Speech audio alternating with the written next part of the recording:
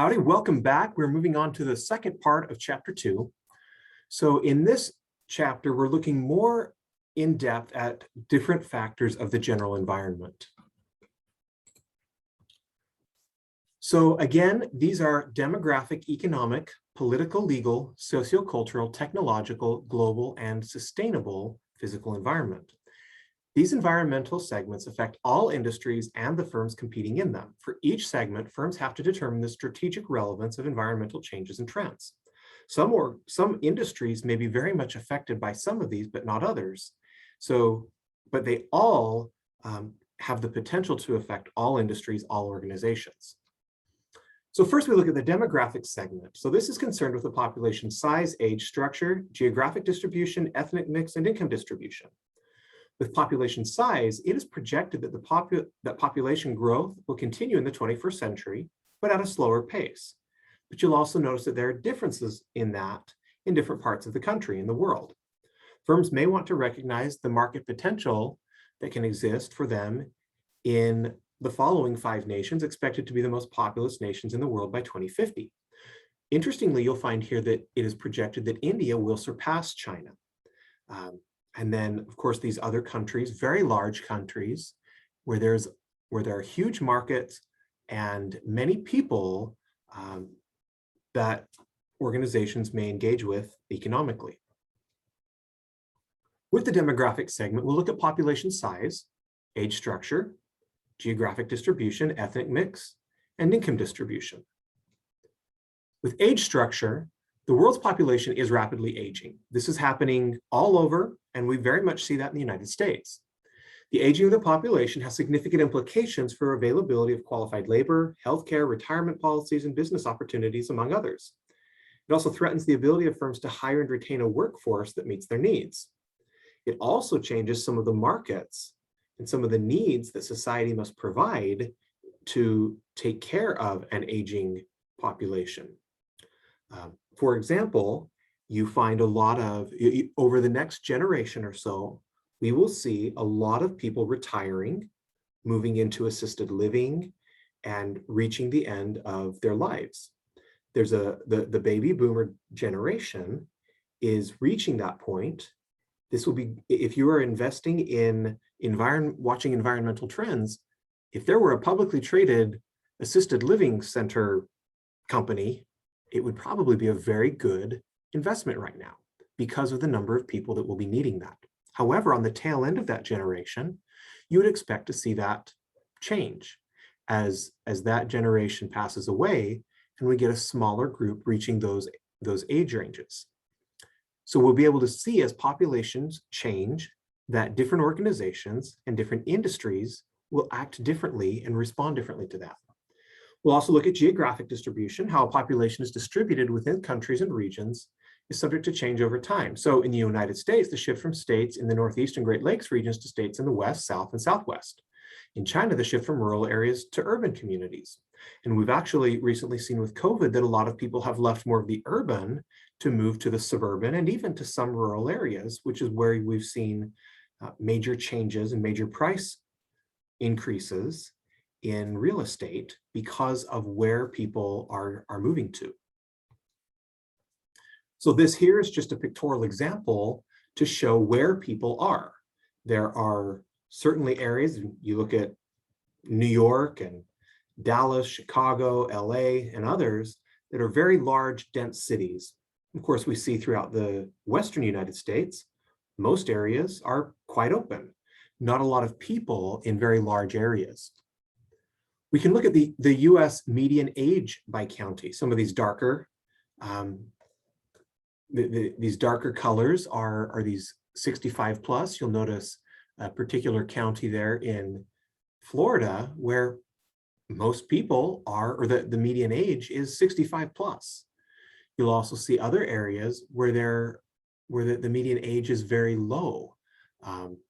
You'll notice a lot of that in the West. You'll actually see some of that a little bit north of Cedar City, where there's a lot of young children. And you can see how different populations, different areas are likely to, or how they are changing and what the demographic makeup may be. We have population growth and decline. I would like to actually see this in the next couple of years after things have kind of settled out after COVID, and see where people really grew a lot or where they really didn't a lot. Of course, you'll see right there in southwestern Utah that there's a big growth. In St. George and up into Iron County, you'll see a lot of areas that have grown a lot that are very relevant to you.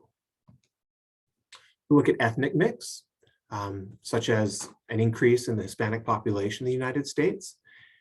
The ethnic diversity of the population is important because of consumer needs and labor force composition. I had the opportunity to work at a large retailer, and before I went into academia, and we would change some of the styles that were sold in stores based on the ethnic mix of the people. What are the preferences that are often tied to ethnic mix? It's important for firms to know who their customers are and what do they want, and ethnic mix can help them to do that. We'll look at income distribution within and across populations that can inform firms of different groups' purchasing power and discretionary income. For example, think of the rise in domestic consumption of consumer goods by India's middle class. There are many people entering the middle class from the lower classes in India, and there's a lot of money now in that group that new organizations are targeting. One firm that actually recently did that was IKEA. They opened the first IKEA just in the last few years in India. And you can actually find on YouTube where the demand was way more than they expected, and they had some major problems at the beginning because there were just too many people trying to come in. It looks like IKEA should have opened up multiple stores all at the same time. Of particular interest to firms are the average incomes of households and individuals that can help inform them of what kind of purchasing potential different markets may have. So here we look at ethnic distribution in the United States. You'll see different groups where there are very strong Hispanic populations, very strong Black populations. Some Asian populations are strong in certain areas, but not necessarily others. And then you'll see Native American groups or Alaska Native groups that are very strong in certain areas.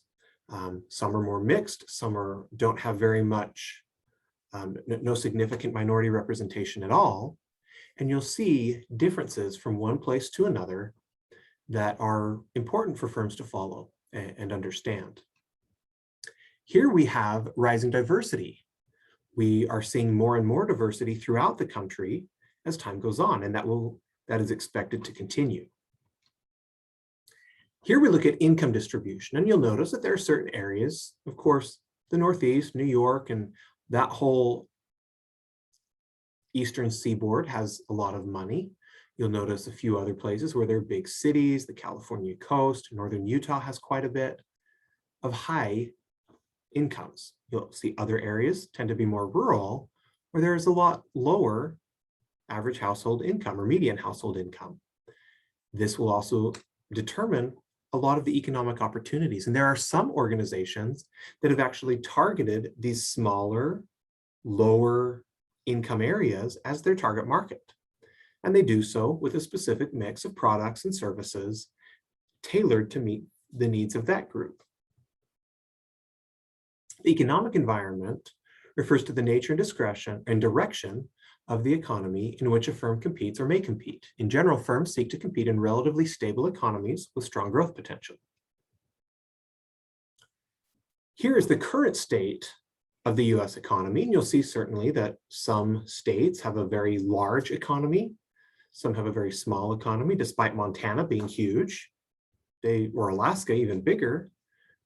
Their economies are not particularly large relative to many others.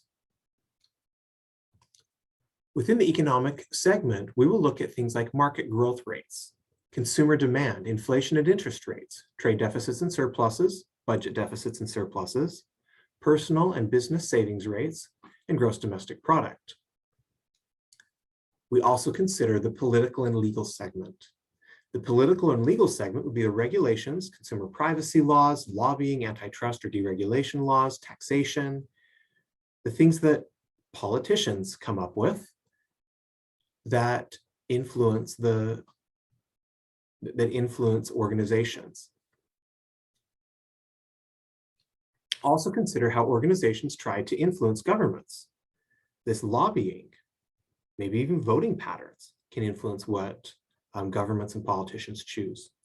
And think of the relationship between national, regional, and local laws.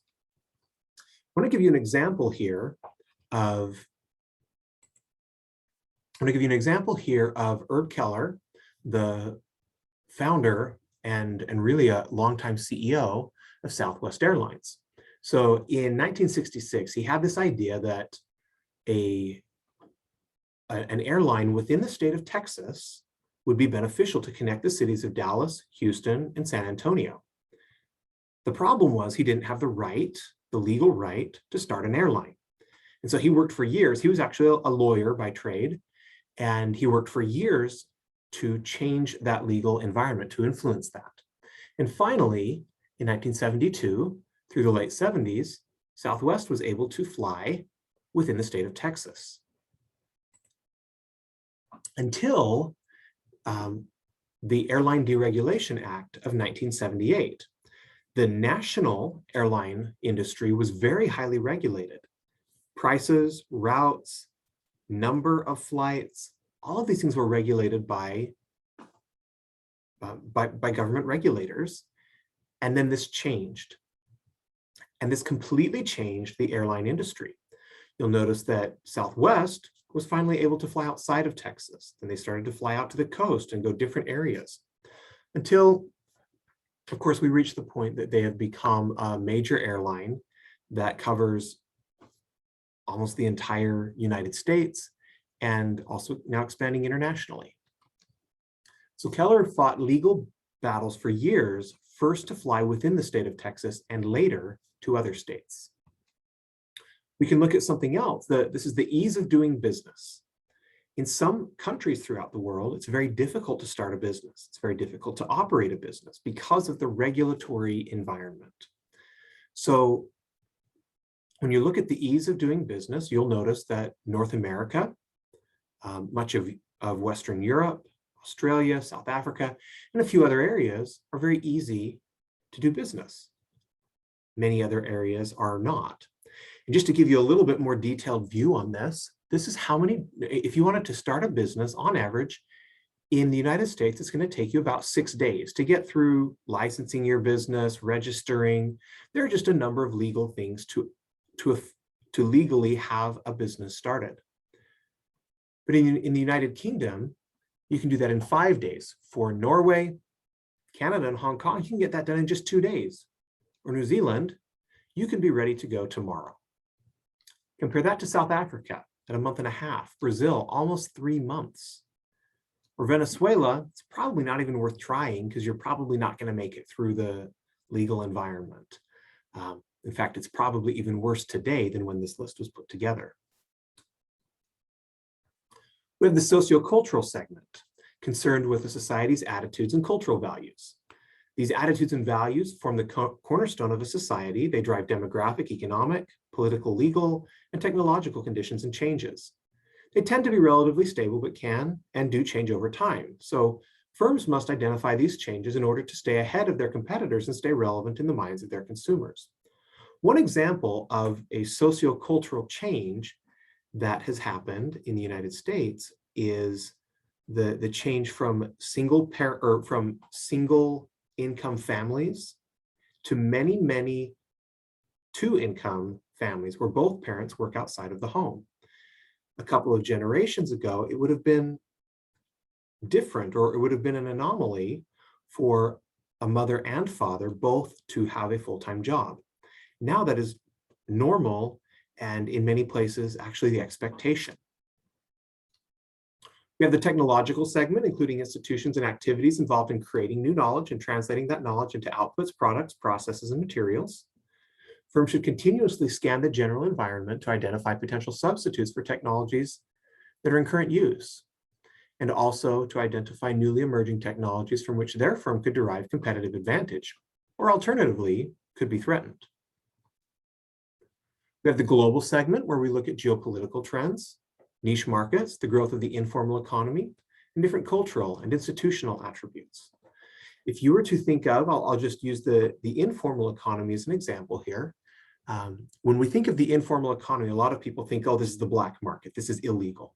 Well, that's not necessarily the case. If you ever were involved in babysitting or taking care of your neighbor's pet while they were on vacation or mowing their lawn, my guess is you probably didn't have a business license, and you may not have actually even claimed that income on a tax return.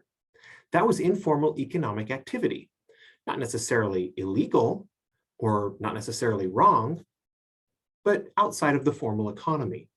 Trading your zucchini from your backyard garden for your neighbor's tomatoes is also informal economic activity, or selling something through Facebook Marketplace or Craigslist. All of those things are part of the informal economy, which is the minority of economic activity in the United States. However, there are countries in the world where the vast majority of economic activity is part of the informal economy. And those things are changing and growing significantly in certain areas.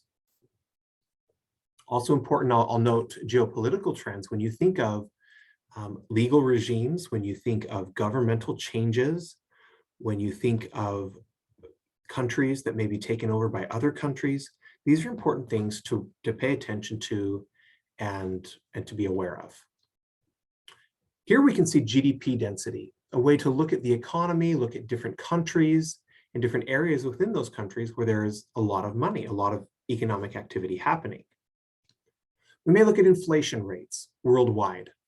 You'll notice certain areas are low in inflation. Some are very high. This will actually be changing soon as we see inflation happening around the world, that this will actually need to be updated. So again, in the global segment, firms competing in global markets should recognize each market's sociocultural and institutional attributes, such as Korean ideology emphasizing communitarianism, Chinese ideology emphasizing guanxi or personal connections, or Japanese ideology emphasizing wa, which is group harmony and social cohesion. The informal economy is another aspect of the global segment requiring analysis and important for countries to pay attention to, for companies to pay attention to. And then we have the sustainable physical environmental segment. So this is the potential and actual changes in the physical environment and business practices that are intended to positively respond to those changes in order to create a sustainable environment. So many firms are focused on their ecological impact. They're looking at the social environment and economic systems. And an increasing number of companies are investing in sustainable development as a result. I want to just share a little bit about the physical environment and how it can actually influence different companies. So this is showing growing zones in the United States. Different crops grow better in different climates.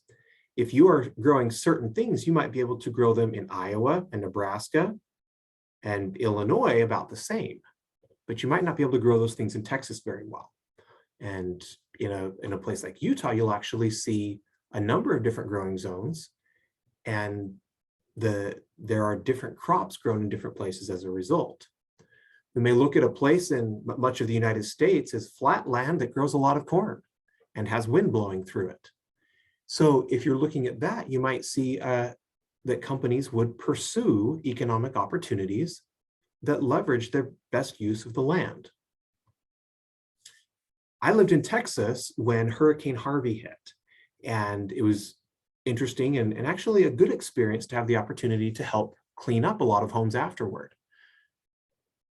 But when you look at the physical environment and you think of a place like Houston or New Orleans or really much of Florida, hurricanes do come through sometimes, and companies need to pay attention to that and be aware of that. I actually have driven through this area where we had major freeways underwater. Within a week or two, we could drive on those roads again. But there's a lot of risk based on what's going on in the physical environment, and companies need to adapt to risk. They need to adapt and prepare. Insurance companies certainly watch these things, and they have to update their business practices accordingly. Living in Texas, about 100 miles inland, we actually, though we weren't flooded like this, we did have almost 2 feet of rain in a few days. And we noticed that there were supply chain issues where the supply chain going through Houston was broken up. And there were gas stations that completely ran out of gas because of the physical environment. So it's important to understand what the risks are in a particular area, what the opportunities might be as a result, and also to prepare for the future. So your next question is to describe how the physical and demographic environment in Cedar City influences business opportunities in the area.